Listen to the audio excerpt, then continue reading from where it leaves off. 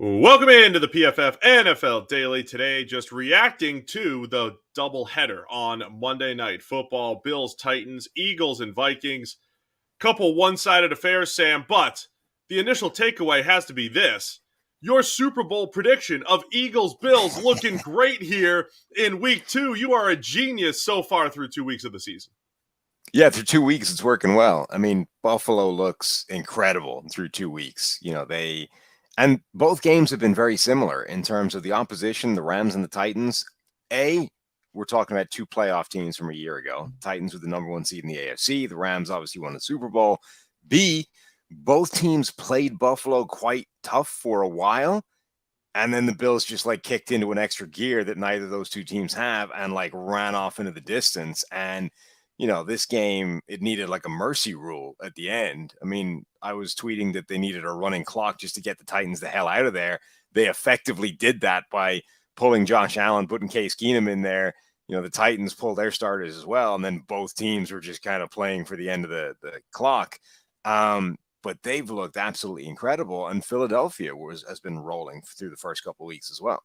Yeah, let's start with the Bills. 41-7. It was 17-7 at the half. Like you said, playing it tough, and Titans were hanging around. But man, the Bills, they're just too good. Josh Allen is on point, and he missed a couple other throws. He had a couple other open throws that he missed, but he would come back. Stephon Diggs on the big post route, and one of Josh Allen's first touch, maybe it was his second touchdown. He's rolling out to his left. Throws back on 4th and 1, kind of on a broken play.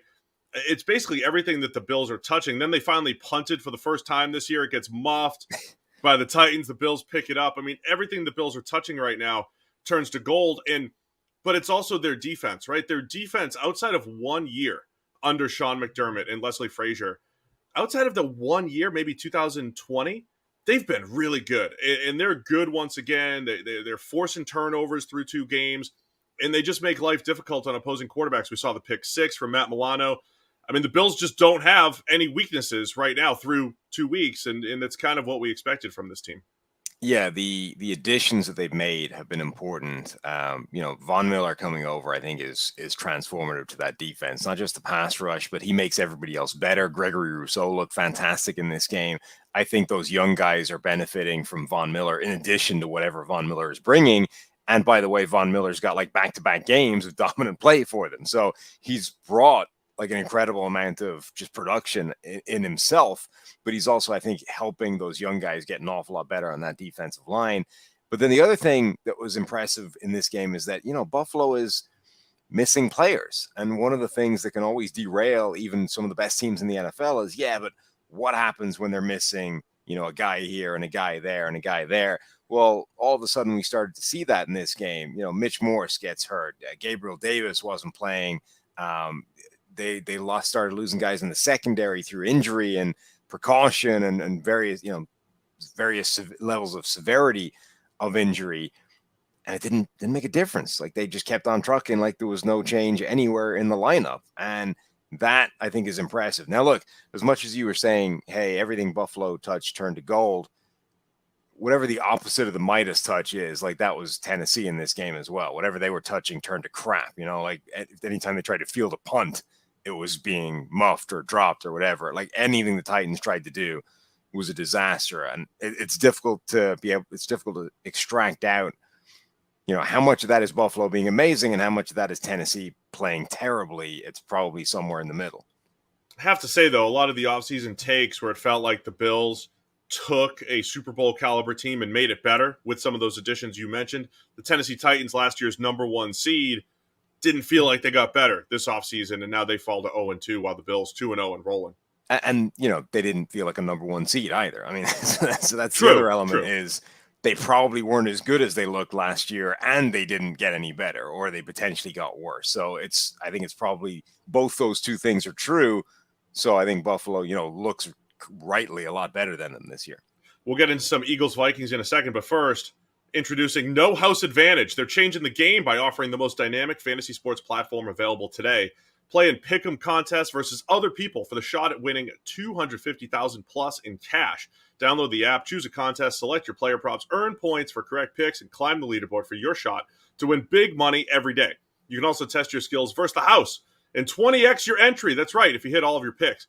Bet on up to 5 player prop, over-unders, or individual player matchups across every major sports league, including NFL, NBA, MLB, PGA, MMA, and NASCAR. Sign up now using the promo code PFFDaily at nohouseadvantage.com or download the app on the app stores to get a first deposit match up to $25. Make sure to check out No House Advantage today and experience daily fantasy sports redefined, because it's not just how you play, but it's also where you play. You do not want to miss out on this. All right, Eagles and Vikings was also a one-sided affair. Maybe the best we've ever seen from Jalen Hurts. Just very efficient, throwing the ball down the field, throwing the ball underneath, running the ball, an incredible second effort touchdown as well.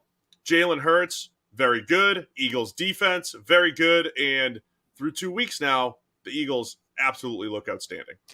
They really do, yeah. And A.J. Brown makes a huge difference to that offense. The offense with Jalen Hurts this year looks like it's taken a step forward, and it's exactly what they hoped it would be. And critically, if Jalen Hurts himself has taken this kind of step forward as a passer, with what he does on the ground as a rushing threat and everything else in that offense, one of the best offensive lines in the NFL, if not the best offensive line in the NFL, receivers across the board that can all make plays, not just A.J. Brown, but Devontae Smith, but Quez Watkins, with Dallas Goedert, the running backs out of the backfield. Like, that's a lot of weaponry that this offense has to deploy.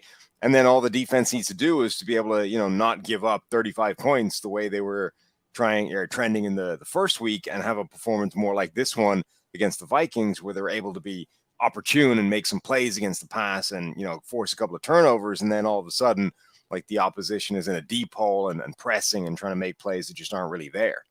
Yeah, I want to talk about what this Eagles defense did, because there are some similarities, I'd say, to the Bills. But first off, the A.J. Brown effect in week 1, he goes crazy. He's the guy, right? He just has the majority of the production for the Eagles. But he didn't have to do that in this one. But you still feel the A.J. Brown effect. He had 5 catches, 69 yards. He was third on the team. But you have a Quez Watkins getting behind the defense. You have Devontae Smith and a lot of just underneath passes wide open for the Eagles. And again, credit Hurts, good decision after good decision, throwing the ball underneath, taking what was there, and then adding what he could on the ground. I thought coming in the other side, though, I thought that the Vikings would move the ball well against this Vikings defense. I've said a million times how soft they played last year, but they had answers for Justin Jefferson. Darius Slay played out of his mind, and then the Eagles figured out how to dial it up just enough under, to put Cousins under pressure with the blitz. Cousins was throwing it up for grabs by the second half. Yeah. So I thought the Eagles defense just did a really nice job getting the Vikings out of off kilter and then attacking with pressure when they needed to. Yeah, like when you look at the actual sort of volume of pressure and decisiveness of pressure that their defensive linemen were getting in that game, it wasn't actually that impressive, but they did do things like dial up the blitz, and Cousins just had a nightmare anytime they did blitz him. So that's the kind of thing that can transform a defense, when you don't necessarily need to have a great day with your defensive linemen if you can dial up the blitz at the right time and cause the quarterback all kinds of problems. And then they were using, stunts as well up front were a big thing for them, trying to manufacture that pressure by just beating the interior offensive lineman on those quick exchanges. Like the Eagles defense, I don't think needs to be amazing, but they have enough talent that they can make plays and make sure that their offense stays just ahead in a shootout if it gets to that. Like you said, not necessarily a ton of one-on-one wins necessarily, but you have Josh Sweat seals the deal with the sack at the end of the game in garbage time. They are not maybe as good as the Bills as far as the depth on the defensive line, where the Bills, we can legitimately say there's 8 guys when they're all healthy.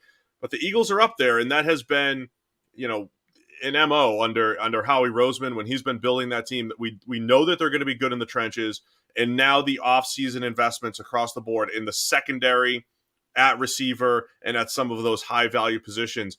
We loved the Eagles roster building, and it showed up on the field week 1 against the Lions, and really showed up in primetime against the Vikings here. So Yeah, I mean, they look like a really good team on paper heading into the season. Everything they did in the offseason looked like it was smart. All the additions that they've made have been in areas that are important, that they could use an upgrade in, and often they didn't cost them an awful lot in terms of resources or outlay to make happen. And certainly through 2 weeks, they've looked like absolutely one of the contenders. And at the same time, Dallas in their division is without a quarterback. Okay, they got to win this weekend, but you wouldn't expect them to be challenging. Yeah, okay, the Giants are 2-0, but that's it's not the same thing, So Philadelphia looks like a legit contender. Stop neglecting the Giants, but yeah, not a powerful 2-0. The instant reaction is pretty simple. Sam's Super Bowl pick. Bills Eagles looking good here in week 2. Let us know, what are your instant reactions to Monday Night Football? It's the PFF NFL Daily.